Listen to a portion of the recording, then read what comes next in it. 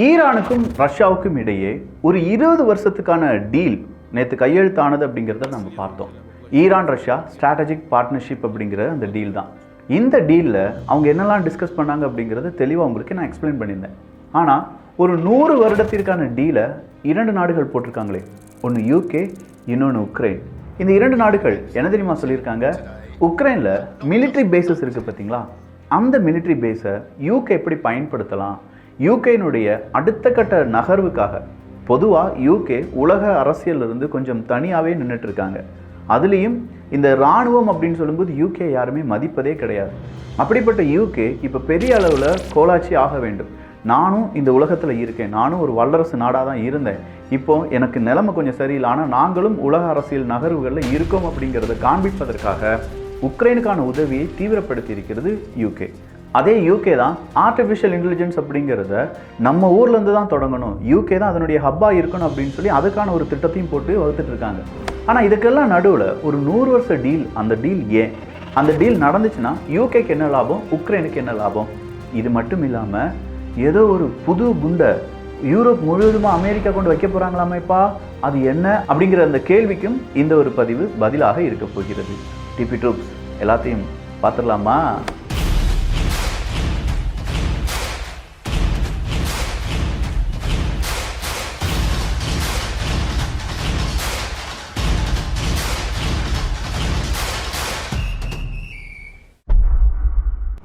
ரஷ்யாவை இப்போ பொறுத்த வரைக்கும் ரஷ்யாவினுடைய பேராட்ரூப்ஸ் அப்படிங்கிறவங்க ரொம்ப ஆக்டிவாக இருக்காங்க. இந்த பேராட்ரூப்ஸ் என்ன செய்கிறாங்க அப்படின்னா, கர்ஸ்க் ரீஜனில் இன்ஃபேண்ட்ரி வெஹிக்கிள்லாம் இருக்கும் பார்த்தீங்களா, அமெரிக்கா மேற்குலக நாடுகளுடைய இன்ஃபேண்ட்ரி வெஹிக்கிள் எல்லாத்தையுமே கண்டுபிடிச்சு அதை ரிப்பேர் பண்ணி அவங்களுடைய ஸ்டாக் ஃபீல்ட்ஸில் மாற்றி வச்சுக்கிட்டே இருக்காங்களாம். இந்த மாதிரியான வேலைகளில் இப்போ ரஷ்யாவினுடைய பேராட்ரூப்ஸ் ஈடுபட்டு இருப்பது உக்ரைன் இராணுவ வீரர்களுடைய ஒட்டுமொத்தமான ஜாதகமும் அவங்க கையில் வந்திருப்பதற்கான வாய்ப்பாக இருக்குது அப்படின்னு சொல்கிறாங்க. ஸோ இனி ஒரு முறை இதே மாதிரி இந்த கர்ஸ்க் ரீஜன் மாதிரி அடுத்த இடத்துல உக்ரைனுடைய இராணுவ வீரர்கள் உள்ளே நுழையாமல் தடுப்பது எப்படி, அவங்க எந்தெந்த ஆயுதங்களை பயன்படுத்தியிருக்காங்க, எப்படி அவங்களுடைய நடவடிக்கை இருந்திருக்கு இப்படிங்கிறது எல்லாத்தையுமே கண்காணிக்க ஆரம்பிச்சிருக்காங்க ரஷ்யாவினுடைய பேராட்ரூப்ஸ். இது ஒரு நல்ல செய்தி தான் ரஷ்யாவை பொறுத்த வரைக்கும்.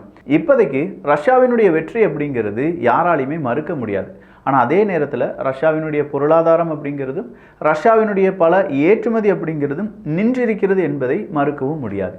இந்த நேரத்தில் தான் ரஷ்யா ஈரான் டீல் அப்படிங்கிறது நடக்குது. அப்போ இந்த 2 நாடுகளுடைய டீல் எதற்காக அப்படிங்கிற ஒரு கேள்வியை ஈரான்கிட்ட கேட்குறாங்க. சும்மாவே ஈரான் 1000 பதில் சொல்லுவாங்க, இதுக்கு பதில் சொல்லாமல் இருப்பாங்களா?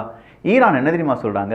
எங்கள் 2 நாட்டு அரசியலில் இன்னொரு நாடு தலையிடாமல் இருப்பதற்கு நாங்கள் அந்த டீலை ஓகே பண்ணிட்டோம், அந்த ஒப்பந்தத்தில் கையெழுத்து போட்டுட்டோம். இதனால் வேறு எந்த நாட்டுக்கும் எந்த பிரச்சனையும் கிடையாது, வேறு நாடுகளால் எங்களுக்கும் பிரச்சனை கிடையாது அப்படின்னு சொல்கிறாங்க. அப்படின்னா இங்கே இருக்கக்கூடிய தரவுகளை சரியாக செமையாக படிச்சிருக்காங்க ஈரான் மற்றும் ரஷ்யா. இவங்களுக்கு எப்படி வேறு நாடுகளால் பிரச்சனை வரும்? இந்த 2 நாட்டுக்கு எதிராக பொருளாதார தடை போடுவாங்க. பொருளாதார தடைக்கு எதிராக 2 நாடுகளும் ஒன்றிணைந்து புதிய ஒரு பேமெண்ட் சிஸ்டத்தை உருவாக்குறோம் அப்படின்னு சொல்கிறாங்க. இதே மாதிரி பல நாடுகளுக்கு பொருளாதார தடை போடும்போது அந்த நாடுகளை இவங்க ஈஸியாக கன்வெர்ட் பண்ணி எங்கள் நாட்டுக்கு வாங்கப்பா, நாம் ஒரு சிஸ்டமாக செயல்படலாம், அவங்களுடைய காய் நகர்த்தலை செய்வாங்க. இது எல்லாமே நடைபெறுவதற்கு ரொம்ப முக்கியமான டீலாக அந்த 20 வருடத்துக்கான டீலை நம்ம பார்க்கலாம். சரிப்பா, அப்போ யூகே உக்ரைன் டீலை பற்றி கொஞ்சம் எக்ஸ்பிளைன் பண்ணுன்னு சொன்னால், 100 வருஷத்துக்குங்க யூகே உக்ரைனுக்கான உதவிகளை செய்யும். இந்த யுத்தம் முடிந்த பிறகும் தேவையான அளவுக்கு உக்ரைனை ரீபில்டு பண்ணுறதுக்கு நாங்கள் உதவிகளை செய்வோம். எங்களுடைய டெக்னாலஜியை எந்த அளவுக்கு எங்களால் முடியுமோ அந்த அளவுக்கு உக்ரைனுக்கு நாங்கள் பகிர்வோம். அதே நேரத்தில் அவங்களுடைய இராணுவ பேஸஸில் எங்களுடைய இராணுவத்தை களமிறக்கி உக்ரைனுடைய இராணுவ வீரர்களுக்கு தேவையான ட்ரைனிங்கை கொடுப்பதற்கான அனுமதியை உக்ரைன் தர வேண்டும். இதை கோரிக்கையாக வச்சுருந்தாங்க யூகே. அப்போ யூகே ரொம்ப சுலபமாக ரஷ்யாவின் ரொம்ப அருகில் வந்து அவங்களுடைய இராணுவ வீரர்களை நிப்பாட்டுவதற்கு உக்ரைனை ஒரு ப்ராக்ஸியாக பயன்படுத்த போகிறாங்க. ப்ராக்ஸியாக பயன்படுத்துறதோடு மட்டும் இல்லாமல் இதனால் ரஷ்யாவுக்கு எவ்வளவு கோபங்கள் வரப்போகிறது அப்படிங்கிறத நேரடியாக பார்க்க போகிறாங்க. ஏன்னா இது நேரடி யுத்தமாக யூகே மற்றும் ரஷ்யா யுத்தமாக மாறுமா அப்படின்னு பார்த்தா இல்லை. எகெயின் யூகேனுடைய இந்த நிலைநிற்பு இல்லாட்டி உக்ரைனுக்குள்ளே யூகேனுடைய இராணுவ வீரர்கள் வந்தது பிறகு ரஷ்யா உக்ரைன் மேலே ஒரு பெரிய தாக்குதலை நடத்தினாலும் அதனால் யூகேக்கு எந்த பாதிப்பும் இல்லை அப்படிங்கிறத யூகே ரொம்ப பெரிய அளவில் ஸ்டடி பண்ணியிருக்காங்க. அப்போது இந்த ஸ்டடிக்கு பிறகு தான் யூகே உக்ரைன் டீல் அப்படிங்கிறது நடந்திருக்கு. ஸோ பாசிபிலிட்டி என்ன, அந்த பாசிபிலிட்டியை அடுத்த 100 வருடங்களுக்கு நாம் எப்படி கையகப்படுத்தி கொள்ளலாம்? இதில் ரொம்ப முக்கியமானதாக நேட்டோவை பைபாஸ் பண்ணுற மாதிரி ஏதாவது தீர்மானங்கள் இருக்கா அப்படிங்கிற ஒரு கேள்விக்கு அதெல்லாம் கிடையாதுன்னு சொல்லிட்டாங்க. நேட்டோவை பைபாஸ் எப்படி விக்கி பண்ண முடியும்? பொதுவாக ஒரு நேட்டோ அமைப்பில் ஒரு நாடு இணைந்து விட்டது என்றால் அந்த நாட்டுக்கு எதிராக ஒரு நாடு யுத்தம் புரிகிறது என்றால் நேட்டோ அமைப்பு நாடுகள் எல்லாருமே சேர்ந்து அந்த எதிரி நாட்டை அடிப்பாங்க. இதே மாதிரியான ஒரு நிலைப்பாட்டுடன் யூகே உக்ரைன் அந்த ஒரு டீல் நடந்தது என்றால் மறுபடி நேட்டோக்குள்ள உக்ரைன் சேர வேண்டும் அப்படிங்கிற அந்த கோரிக்கையை வைக்கப்படும். அந்த கோரிக்கையை வச்சுட்டு எந்த பிரயோஜனமும் இல்லாமல் போயிடும். ஸோ இங்கே நேட்டோவை எதிர்ப்பதற்காகவோ இல்லாட்டி நேட்டோ ஒரு டூப்ளிகேட் நேட்டோவையும் நாங்கள் உருவாக்கலை. அதற்கு பதிலாக எங்களுடைய தேவையையும் அவங்களுடைய தேவையும் காம்பன்சேட் பண்ணுறதுக்காக இப்படி ஒரு டீலில் கையெழுத்து போட்டிருக்கோம் அப்படின்னு சொல்லியிருக்காங்க. ஸோ இதன் வழியாக அவங்க மிலிட்ரி பேசஸ் அப்படிங்கிறதும் லாஜிஸ்டிக்ஸ் டிப்போர்ட்ஸ் அப்படிங்கிறதையும் reserve military equipment storage facility war reserve stockpiles இது எல்லாமே மாற்றி மாற்றி வைத்துக்கொள்வதற்கான ஒப்பந்தம் கையெழுத்திடப்பட்டிருக்கிறது. ஸோ ஒரு விஷயம் நல்லா புரிஞ்சிருச்சு. அவங்களுடைய இராணுவ வீரர்களை கொண்டு நிப்பாட்டலாம், அவங்களுடைய இராணுவ இயந்திரங்களை கொண்டு அங்கே நிப்பாட்டலாம், அவங்களுடைய இராணுவ ஆயுதங்களை கொண்டு உக்ரைனில் ஸ்டோர் பண்ணி வைக்கலாம், இல்லை உக்ரைன் யூகேல ஸ்டோர் பண்ணி வைக்கலாம். இதுக்கு தான் இந்த அக்ரிமெண்ட் அப்படிங்கிறத சைன் பண்ணியிருக்காங்க. இப்போது ரஷ்யா நேரடியாக எதிர்க்க முடியுமா? யூகே அப்படிலாம் செய்யக்கூடாதுன்னு சொல்லி எதிர்க்க முடியுமான்னு கேட்டால் எதிர்க்க முடியாது. இது இரண்டு நாட்டினுடைய தனிப்பட்ட ஒப்பந்தம். பல நாடுகள் சேர்ந்து இந்த ஒப்பந்தத்தில் செஞ்சாங்கன்னா எனக்கு எதிராக ஒரு பெரும் கூட்டம் ஒன்றிணைகிறது அப்படின்னு சொல்லி ரஷ்யாவால் சொல்ல முடியும். அது வேர்ல்டு பொலிட்டிக்ஸில் பெரிய ஒரு மாற்றத்தை கூட ஏற்படுத்தலாம். ஆனால் இது இரண்டு நாடுகளுடைய அந்த ஒப்பந்தம் அப்படிங்கிறதுனால ரஷ்யாவாலையும் எதுவும் பேச முடியாது. எப்படி ரஷ்யா ஈரான் அந்த ஒரு டீலை பல நாடுகளாலையும் விமர்சனம் செய்ய முடியாத நிலைமையில் இருக்கிறார்களோ அதே மாதிரி தான் யூகே உக்ரைன் டீல் அப்படிங்கிறதையும் ரஷ்யாவால் போதுமான அளவுக்கு விமர்சனம் பண்ண முடியாது. சரி, ஐரோப்பா முழுவதுமே அமெரிக்கா புது குண்டுகளை இறக்கப் போகிறார்களாமே அப்படிங்கிற கேள்விக்கு பழைய குண்டுகளை தூக்கிட்டு புது குண்டுகளை வைக்க போகிறாங்க. ஆனால் அது சாதாரண குண்டுகள் கிடையாது, எல்லாமே அணுகுண்டுகள். அப்படின்னு சொன்னால் அணுகுண்டுகளா? 10-50 வருஷத்துக்கு முன்னாடி ஒரு டெக்னாலஜியில் ஒரு அணுகுண்டை கண்டுபிடிக்கிறாங்க. அப்படிப்பட்ட அணுகுண்டை இப்போ அமெரிக்கா என்ன செய்கிறாங்கன்னா புதுப்பிக்கிறார்கள். அப்படி புதுப்பித்த அந்த குண்டுகளை யூரோப்பில் பல இடங்களில் கொண்டு வைக்க போகிறோம் அப்படிங்கிற அறிவிப்பை அமெரிக்கா கொடுத்துருக்காங்க. இதற்கு ரஷ்யா எப்படி தெரியுமா டேக்லைன் போட்டிருக்காங்க? அமெரிக்காவினுடைய கழிவு குண்டுகளை ஐரோப்பாவில் நிரப்பப் போகிறது அமெரிக்கா அப்படின்னு சொல்லி அவங்களுடைய டேக்லைன் கொடுக்கப்பட்டிருக்கிறது. அப்படின்னா உண்மையிலேயே இந்த B6112 அப்படிங்கிறது வெறும் கழிவு குண்டுகள் மட்டும்தானா? அதனுடைய வரலாறு என்ன? வாங்க தேடுவோம்.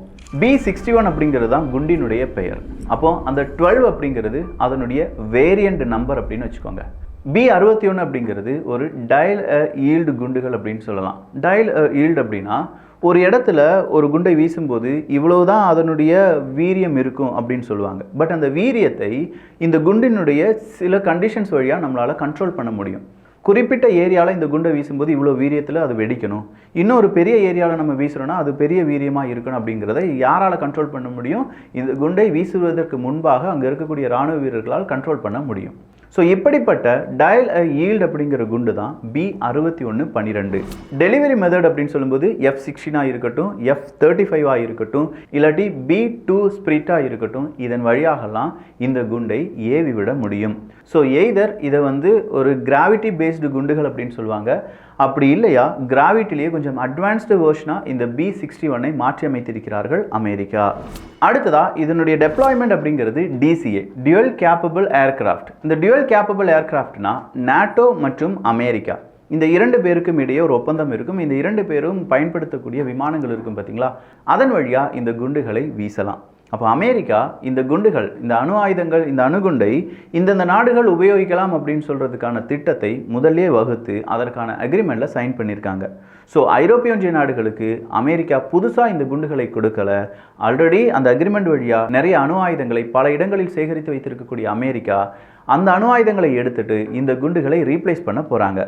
இதை தான் லைஃப் எக்ஸ்பேன்ஷன் ப்ரோக்ராம் அப்படின்னு சொல்லுவாங்க. So B6112 life expansion program, LEP. இந்த லைஃப் எக்ஸ்பேன்ஷன் ப்ரோக்ராம் அப்படிங்கிறது ஏன்? ஆல்ரெடி நான் சொன்னேன், இந்த குண்டை அமெரிக்கா ஒரு 50 வருஷத்துக்கு முன்னாடியே கண்டுபிடிச்சிட்டாங்க.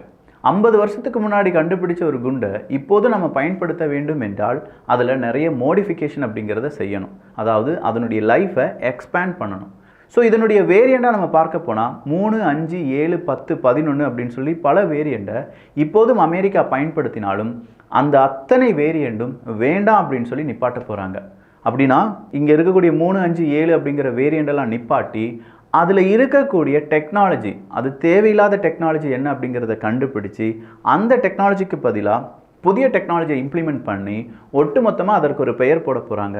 அதுதான் B6112. நான் முதல்ல சொன்ன மாதிரி 3, 5, 7, 9, 10, 11 அப்படின்னு சொல்கிற அந்த வேரியண்ட்லாம் இனிமேல் கிடையாது. இனிமேல் B61 அப்படின்னா அது 12 வேரியண்ட் மட்டும்தான். இந்த மோடிஃபிகேஷனை ஏன் அமெரிக்கா செய்கிறாங்க? முதல் விஷயம் அதனுடைய சேஃப்டி, அடுத்ததாக செக்யூரிட்டி, ரிலையபிலிட்டி அப்படின்னு சொல்கிறாங்க. 1968களில் உருவாக்கப்பட்ட இந்த B61 2025லையும் பயன்படுத்தும்படியாக மாற்றி அமைத்தல் அப்படிங்கிறதுக்காகத்தான் பெரிய அளவு ஃபண்டை இதற்காகவே மாற்றுகிறது அமெரிக்கா. அதன் அடிப்படையில் இந்த B61 குண்டுகள் மாடர்னைஸ் செய்யப்படுகிறது. அதனுடைய சேஃப்டி, செக்யூரிட்டி, அதனுடைய ரிலையபிலிட்டி, அதனுடைய அக்யூரசி இது எல்லாமே அதிகப்படுத்துகிறாங்க. இப்படி எல்லாத்தையும் அதிகப்படுத்துகிறாங்க அப்படின்னு சொல்கிறத விட அதில் இருக்கக்கூடிய சில காம்போனன்ட்ஸ் அப்படிங்கிறத ரீஃபர்பிஷ் பண்ணுறாங்க, ரீயூஸ் பண்ணுறாங்க, ரீப்ளேஸ் பண்ணி இன்னும் ஒரு 20 வருடங்களுக்கு இந்த B61 நாம் பயன்படுத்தலாம் அப்படின்னு சொல்லி அதனுடைய லைஃப்பை எக்ஸ்பேண்ட் பண்ணியிருக்காங்க அமெரிக்கா. எதெல்லாம் ரீயூஸ் பண்ண முடியுமோ அதெல்லாம் ரீயூஸ் பண்ணியிருக்காங்க.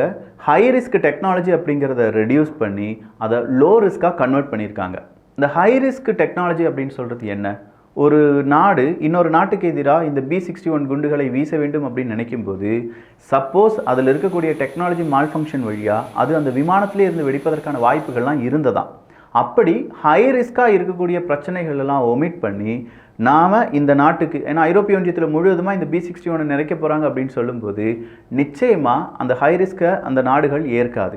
ஸோ அந்த ஹை ரிஸ்க் அப்படிங்கிற காம்போனன்ட்ஸ்லாம் தூக்கி எரிஞ்சிட்டு தான் புதுசாக அதை மாடிஃபை பண்ணி வச்சுருக்காங்க. ஸ்ட்ராட்டஜிக்காக இருக்கட்டும், நான் ஸ்ட்ராட்டஜிக் தாக்குதலாக இருக்கட்டும், இந்த B61 குண்டுகளை இனிமேல் பயன்படுத்தலாம் என்பது அமெரிக்காவினுடைய அறிவிப்பு. ஸோ நேட்டோ நாடுகளுக்கும் அமெரிக்காவுக்கும் இடையே போடப்பட்டிருக்கக்கூடிய ஒப்பந்தம் காரணமாக இந்த B6112 LEP அப்படிங்கிறது பல நாடுகளுக்கும் கொண்டு செல்லலாம். அப்போது இந்த குண்டுகள் ஒருவேளை ரஷ்யாவுக்கு ஒரு பெரிய தலைவலியாக இருக்குமா என்று பார்த்தால் இதை பற்றி இந்த B6112 LEP ப்ரோக்ராமில் அமெரிக்கா என்னெல்லாம் செஞ்சுருக்காங்க அப்படிங்கிறத பெரிய கேஸ் ஸ்டடியாகவே நடத்தி அவங்களுடைய பத்திரிகைகளில் இந்த செய்திகளையும் வெளியிட்டிருக்கிறது ரஷ்யா. ஸோ போதுமான வகையிலும் ரஷ்யாவிடமும் இதனுடைய டேட்டா இருந்தாலும் கோர் டெக்னாலஜியாக அவங்க என்ன மாடிஃபை பண்ணியிருக்காங்க அப்படிங்கிறது இப்போதும் அமெரிக்காவுக்கு மட்டுமே தெரிந்த சூட்சமம். ஸோ பார்க்கலாம் அடுத்தடுத்ததாக இந்த மாதிரியான பழைய குண்டுகளை புதுப்பிக்கிறார்களா, இல்லை புதுசாக ஏதாவது குண்டுகளை தயாரிக்கிறாங்களா அப்படிங்கிற கம்ப்ளீட் டீட்டெயில்ஸ்லாம் தெரிந்து கொள்வதற்கு வியூகம் அப்படிங்கிற நம்ம சேனலை சப்ஸ்கிரைப் பண்ணிக்கோங்க. எல்லாருக்கும் ஒரு கேள்வி இருக்கலாம், ஏன் இந்த B61 50 வருஷத்துக்கு முன்னாடி இருக்கக்கூடிய குண்டை மறுபடியும் அவங்க ரீயூஸ் பண்ண போகிறாங்க அப்படின்னு கேட்டால், புது குண்டை உருவாக்குவதற்கு ஏற்படக்கூடிய செலவுகளை விட 10ல் 1 மடங்கு தான் இந்த பழைய குண்டுகளை புதிதாக மாற்றுவதற்காக ஆகக்கூடிய செலவு.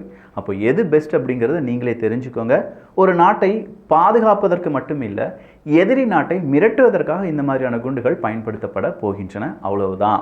ஸோ இதே மாதிரி இன்ட்ரெஸ்டிங்கான இன்டெப்த்தான அனாலிசிஸ் வீடியோஸுக்கு நீங்கள் செய்ய வேண்டியது வியூகம் சேனலை சப்ஸ்கிரைப் பண்ணிக்கோங்க. நல்லதை பகிர்ந்து நல்ல சமுதாயத்தை உருவாக்குவோம். நன்றி, வணக்கம்.